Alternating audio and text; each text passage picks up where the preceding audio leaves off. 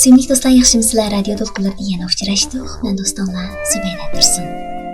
Anglayotganinglar tegishlar programmasi. Har kuni kech radio to'lqinlarida men sizlarga hamroh. Qadrli do'stim.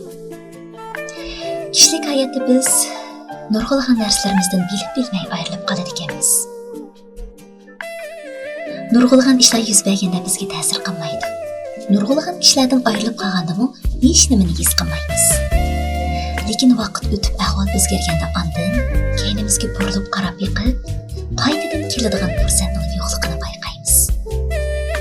Nurg'ulg'an vaqtlarda biz ayrilishni vaqtliq deb o'ylaymiz.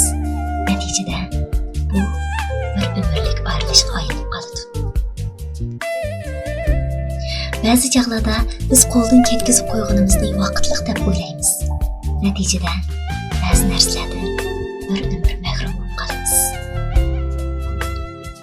Balkim hammamizning ana shunday yo'qotgan narsalarimiz oz bo'lmasligi mumkin. Shunga mikrofon oldidagi hammalarning